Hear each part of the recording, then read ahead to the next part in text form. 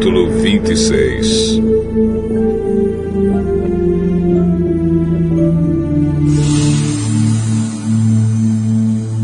Quando Jesus acabou de ensinar essas coisas, disse aos discípulos: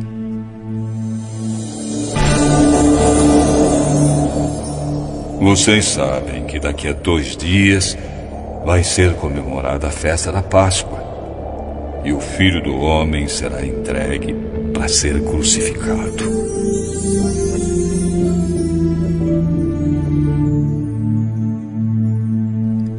Os chefes dos sacerdotes e os líderes judeus se reuniram no palácio de Caifás, o grande sacerdote, e planejaram prender Jesus em segredo e matá-lo. Eles diziam: Não vamos fazer isso durante a festa, para não haver uma revolta no meio do povo. Jesus estava no povoado de Betânia, sentado à mesa na casa de Simão, o leproso. Então a mulher chegou perto de Jesus com um frasco feito de alabastro, cheio de um perfume muito caro, e derramou o perfume na cabeça dele. Ao verem aquilo, os discípulos ficaram zangados e disseram: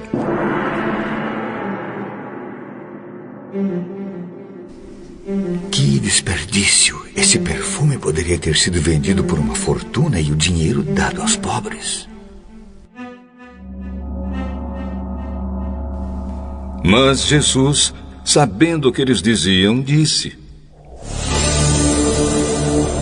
Por que vocês estão aborrecendo esta mulher? Ela fez para mim uma coisa muito boa, pois os pobres estarão sempre com vocês, mas eu não. O que ela fez foi perfumar o meu corpo para o meu sepultamento. Eu afirmo a vocês que isto é verdade. Em qualquer lugar do mundo onde o Evangelho for anunciado, será contado o que ela fez, e ela será lembrada. Então um dos 12 discípulos, chamado Judas Iscariotes, foi falar com o chefe dos sacerdotes. Ele disse: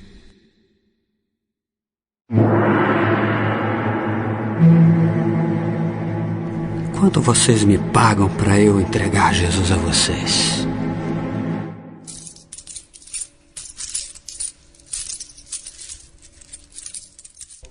E eles lhe pagaram 30 moedas de prata.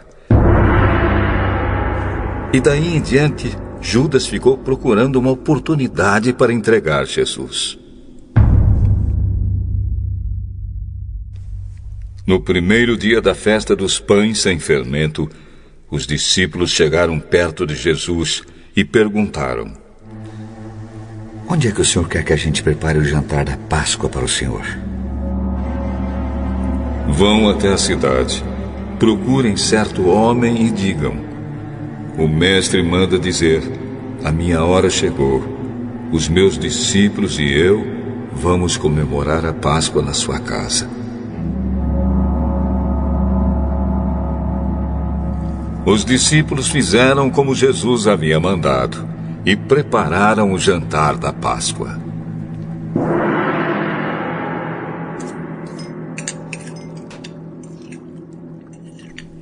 Quando anoiteceu, Jesus e os 12 discípulos sentaram para comer.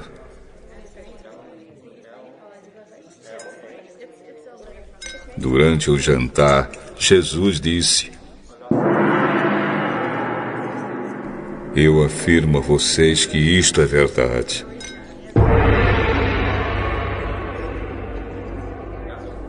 Um de vocês vai me trair.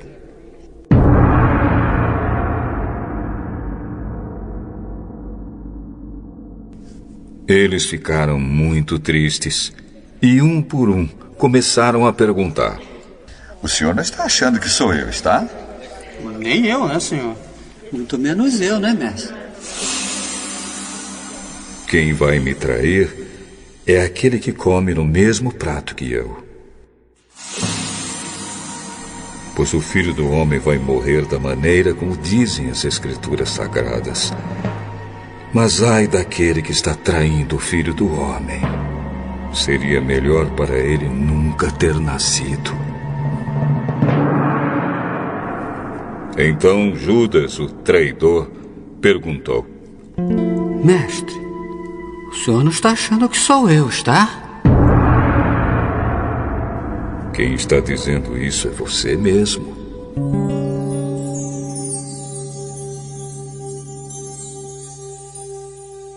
Enquanto estavam comendo, Jesus pegou o pão e deu graças a Deus.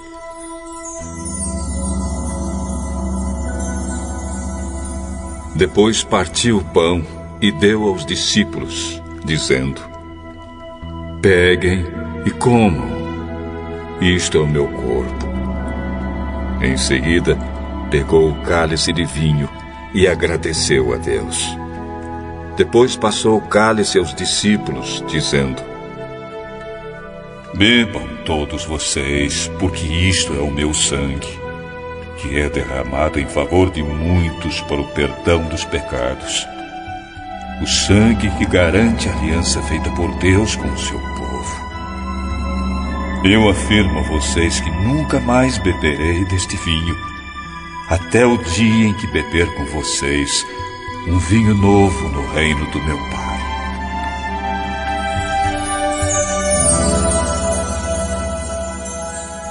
Então eles cantaram canções de louvor e foram para o Monte das Oliveiras.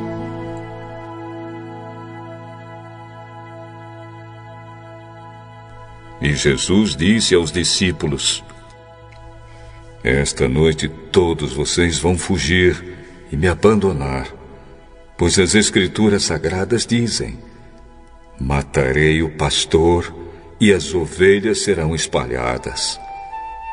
Mas, depois que eu ressuscitar, irei adiante de vocês para Galiléia. Então Pedro disse a Jesus: Eu, mestre, nunca abandonarei o Senhor, mesmo que todos o abandonem. Eu afirmo a você que isto é verdade. Nesta mesma noite, antes que o galo cante, você dirá 3 vezes que não me conhece.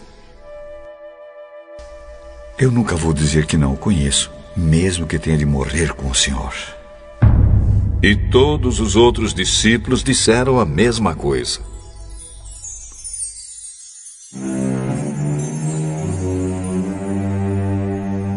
Jesus foi com os discípulos para um lugar chamado Getsêmani e disse a eles: Sentem-se aqui, enquanto eu vou ali orar.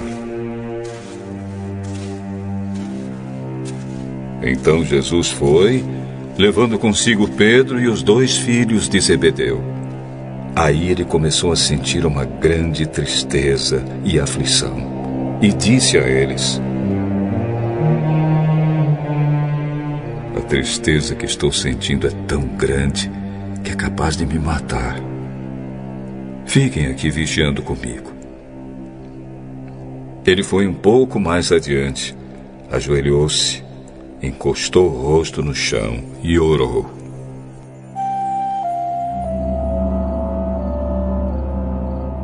Meu Pai, se é possível, afasta de mim este cálice de sofrimento. Porém, que não seja feito o que eu quero, mas o que tu queres.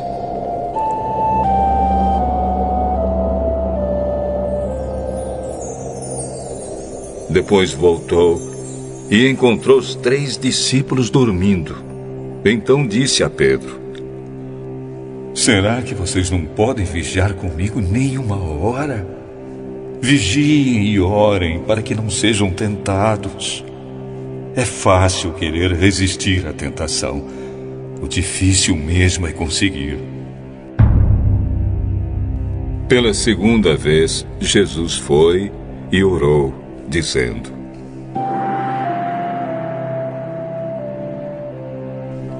Meu Pai, Se este cálice de sofrimento não pode ser afastado de mim sem que eu beba, então que seja feita a tua vontade. Ele voltou de novo e encontrou os discípulos dormindo. Eles estavam com sono e não conseguiam ficar com os olhos abertos. Jesus tornou a sair de perto deles e orou pela terceira vez, dizendo as mesmas palavras.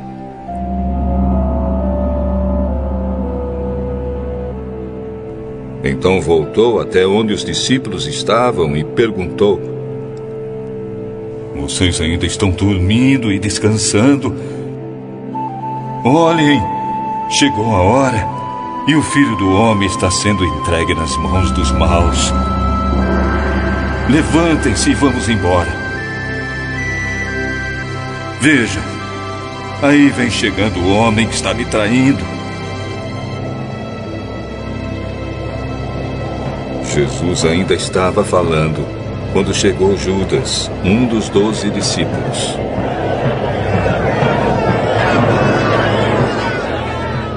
Vinha com ele uma grande multidão armada com espadas e porretes, que tinha sido mandada pelos chefes dos sacerdotes e pelos líderes judeus. O traidor tinha combinado com eles um sinal. Ele tinha dito: prendam o homem que eu beijar, pois é ele. Judas foi até perto de Jesus e disse: Mestre, que a paz esteja com o Senhor. E o beijou. Jesus respondeu: Amigo, o que você vai fazer, faça agora.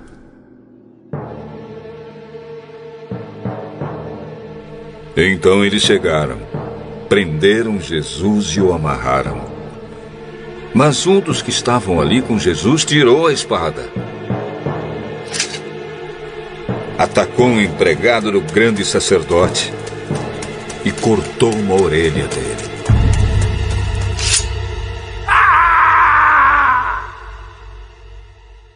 Aí Jesus disse: guarde a sua espada, pois quem usa uma espada será morto por uma espada.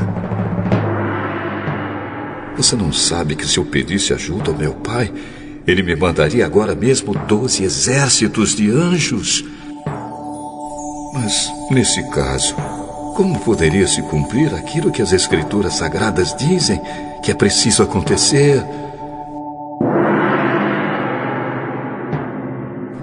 Depois, Jesus disse para aquela gente: vocês vêm com espadas e porretes para me prender como se eu fosse um bandido. Eu estava todos os dias ensinando no pátio do templo e vocês não me prenderam. Mas tudo isso está acontecendo para se cumprir o que os profetas escreveram nas Escrituras Sagradas. Então todos os discípulos abandonaram Jesus e fugiram.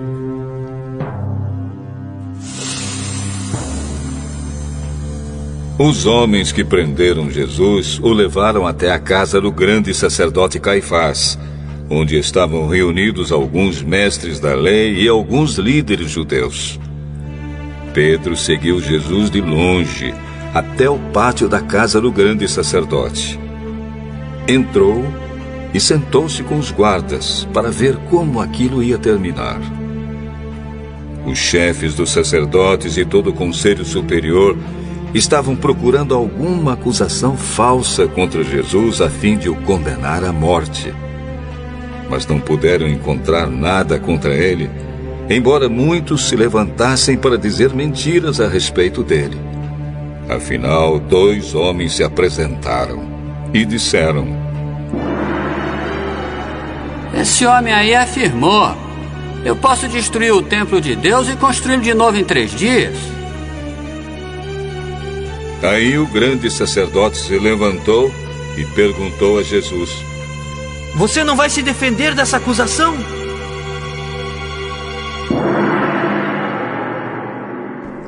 Mas Jesus ficou calado.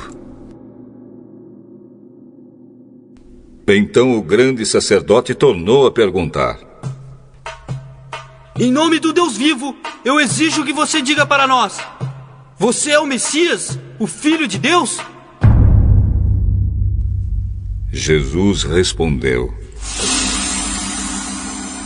Quem está dizendo isso é o Senhor. Mas eu afirmo a vocês que de agora em diante vocês verão o Filho do Homem sentado do lado direito do Deus Todo-Poderoso e descendo nas nuvens do céu. Aí o grande sacerdote rasgou as suas próprias roupas. Ele blasfemou! Não precisamos mais de testemunhas. Vocês ouviram agora mesmo essa blasfêmia contra Deus. Então, o que resolvem? Ele é culpado, deve morrer. É culpado, deve morrer, sim. Tem que morrer, tem que morrer. Em seguida, cuspiram no rosto de Jesus e deram bofetadas nele. Ei, Messias, adivinhe pra nós quem foi que bateu em você. Pedro estava sentado lá fora no pátio, quando uma das empregadas chegou perto dele e disse: Você também estava com Jesus da Galileia. Mas ele negou diante de todos, dizendo: Eu não sei do que você está falando. Depois foi para a entrada do pátio. Outro empregado o viu e disse às pessoas que estavam ali: Ele estava sim com Jesus de Nazaré. Pedro negou outra vez, respondendo: Juro que não conheço esse homem. Pouco depois, os que estavam ali chegaram perto de Pedro e disseram: O seu modo de falar mostra que de fato você também é um deles. Então Pedro disse: Juro que não conheço esse homem. Que Deus me castigue se eu não estou dizendo a verdade. Naquele instante, o galo cantou. E Pedro lembrou que Jesus lhe tinha dito: Antes que o galo cante, você dirá 3 vezes que não me conhece. Então Pedro saiu dali e chorou amargamente.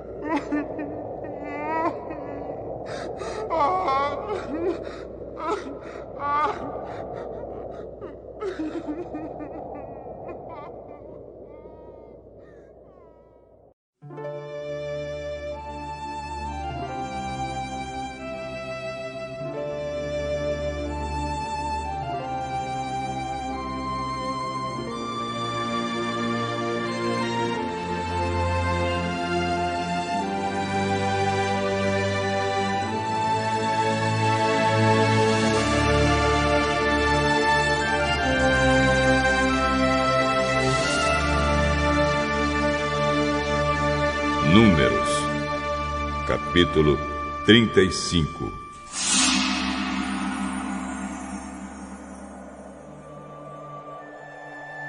Nas planícies de Moabe, perto do rio Jordão, na altura de Jericó, que ficava no outro lado do rio, o Senhor disse a Moisés: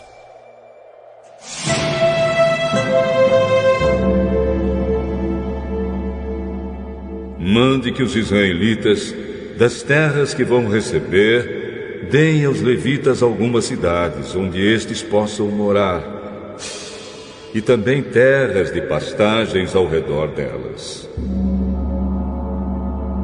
Essas cidades serão dos levitas, e eles morarão nelas.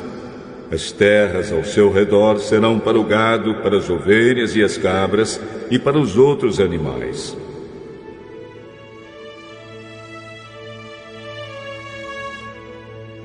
Os pastos ficarão em volta de toda a cidade, numa distância de 450 metros a partir da muralha. Todo o terreno formará um quadrado de 900 metros de cada lado, isto é, medirá a mesma coisa a leste e a oeste, ao norte e ao sul.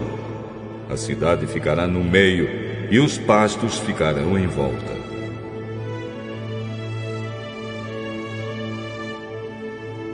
Deem aos levitas 6 cidades para fugitivos. Se um homem, sem querer ou por engano, matar alguém, poderá fugir para uma dessas cidades. Além dessas, vocês darão aos levitas 42 cidades. Portanto, o total será de 48 cidades, todas elas com pastos ao seu redor. O número de cidades de levitas em cada tribo será determinado pelo tamanho do seu território, isto é, nos territórios maiores será escolhido um número maior de cidades, e dos territórios menores, menor número de cidades.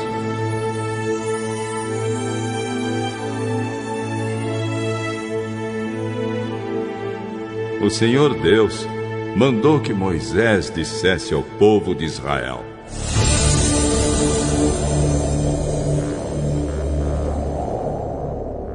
quando vocês atravessarem o Rio Jordão para entrar em Canaã, deverão escolher algumas cidades para fugitivos, onde poderá ficar morando qualquer homem que, sem querer ou por engano, tenha matado alguém. Ali ele ficará salvo do parente da vítima que estiver procurando vingança, e não morrerá sem ter sido julgado em público.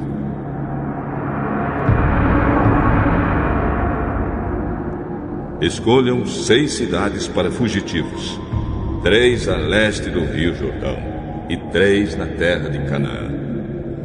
Essas 6 cidades serão de refúgio, tanto para os israelitas como para os estrangeiros que moram com vocês, seja só por algum tempo, seja para sempre.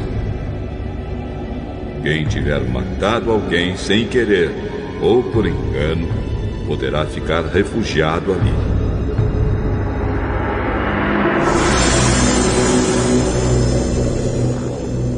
Se um homem ferir uma pessoa com um objeto de ferro, ou com uma pedra, ou com um pau, e causar a morte dessa pessoa, ele é culpado pelo crime e será condenado à morte.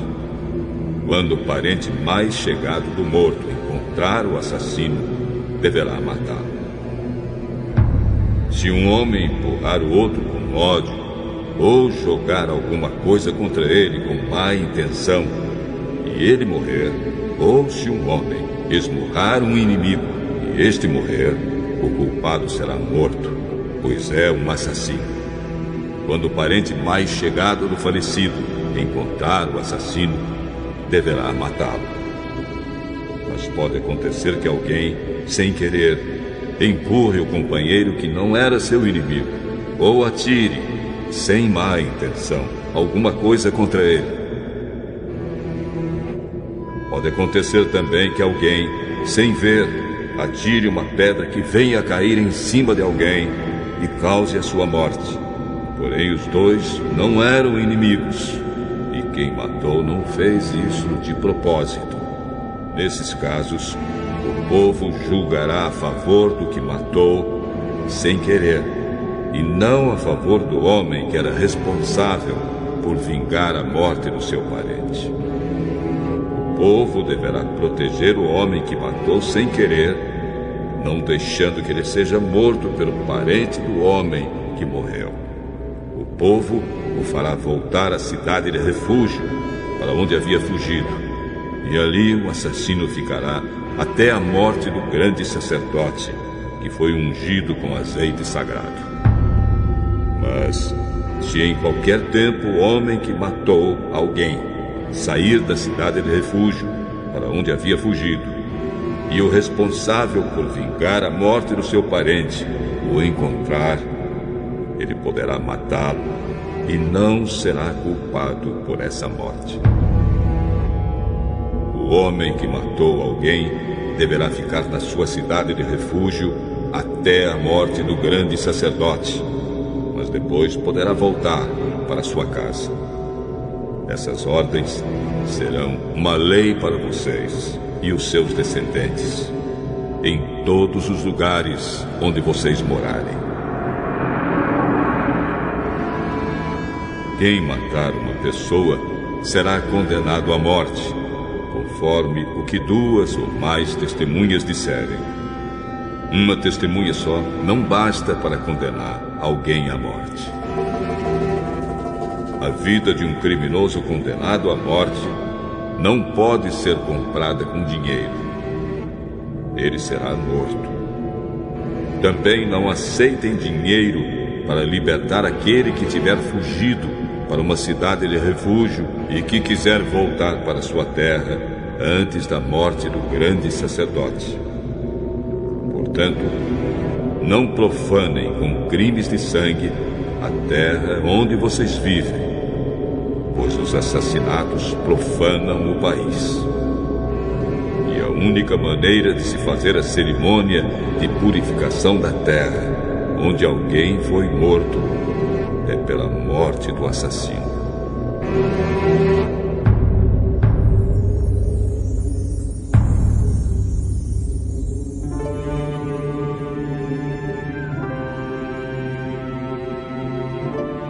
Não tornem impura a terra onde vocês vão morar, pois eu também estou no meio dela. Eu, o Senhor, vivo no meio dos israelitas.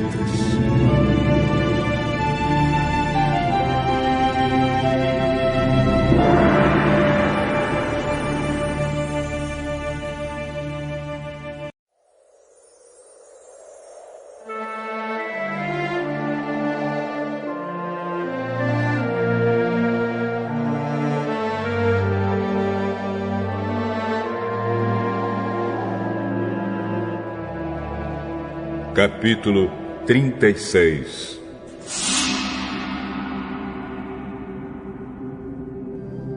Os chefes de família dos grupos de famílias de Gileade, descendentes diretos de Maquir, Manassés e José, foram falar com Moisés e com os outros chefes de famílias israelitas. O Senhor Deus ordenou que o Senhor distribuísse a terra ao povo por sorteio. Ele também ordenou que o Senhor desse a propriedade do nosso parente Zelofeade às suas filhas. Porém, se elas se casarem com homens de outra tribo israelita, a terra que foi dada a elas deixará de pertencer à nossa tribo e passará a ser da tribo daqueles com quem elas casarem. Assim, irá diminuindo a parte que nos foi dada por sorteio. Porém, quando chegar o ano da libertação, a terra delas ficará definitivamente para a tribo daqueles com quem elas casaram, e não será mais nossa. Então Moisés, conforme a ordem do Senhor, respondeu aos israelitas o seguinte: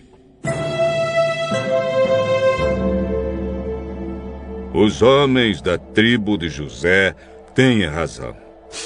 A ordem do Senhor para as filhas de Zelofeade é esta: elas podem casar com quem quiserem, contanto que seja com um homem de uma das famílias da tribo do seu pai.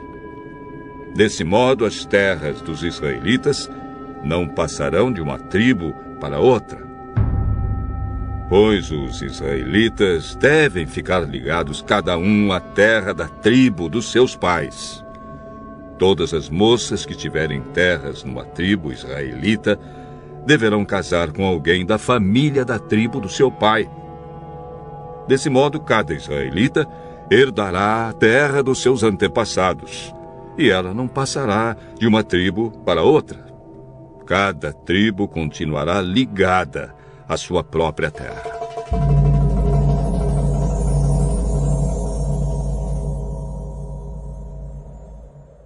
Então Macla, Tirza, Ogla, Milca e Noa, filhas de Zelofeade, fizeram como o Senhor havia ordenado a Moisés e casaram com filhos dos seus tios paternos. Elas casaram dentro dos grupos de famílias da tribo de Manassés, filho de José, e as suas terras ficaram na tribo do pai delas. Foram essas as leis e os mandamentos que o Senhor deu ao povo de Israel por meio de Moisés, nas planícies de Moabe, perto do rio Jordão, na altura de Jericó, que ficava no outro lado do rio.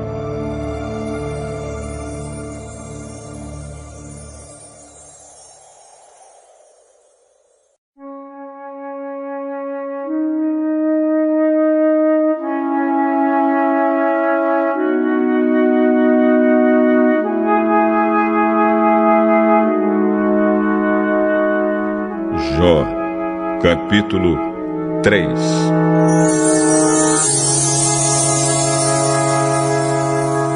Finalmente, Jó quebrou o silêncio e amaldiçoou o dia do seu nascimento.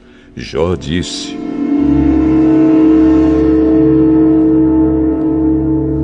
Maldito o dia em que nasci.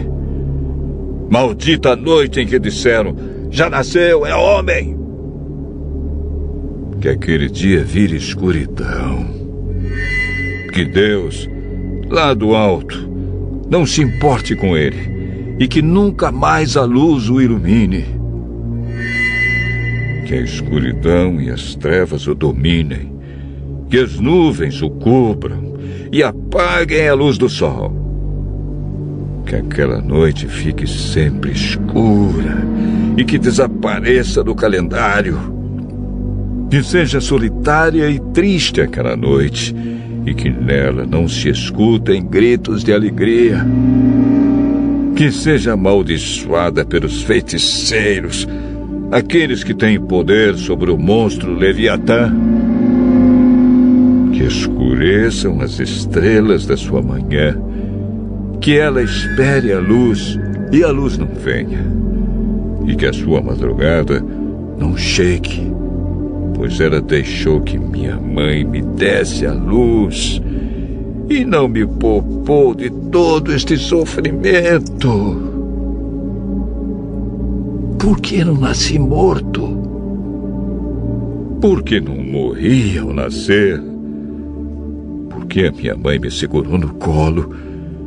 Por que me deu o seio e me amamentou? Se eu tivesse morrido naquele momento, agora estaria dormindo, descansando em paz. Estaria com reis e altas autoridades que reconstruíram palácios antigos.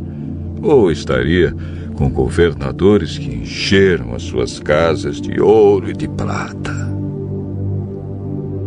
Se a minha mãe tivesse tido um aborto às escondidas, eu não teria existido. E seria como as crianças que nunca viram a luz do dia.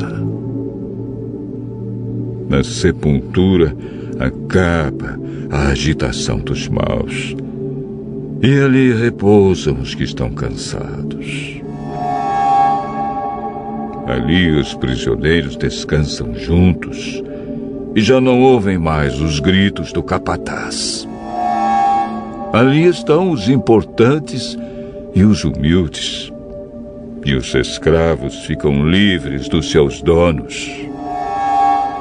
Por que os infelizes continuam vendo a luz? Por que deixar que vivam os que têm o coração amargurado?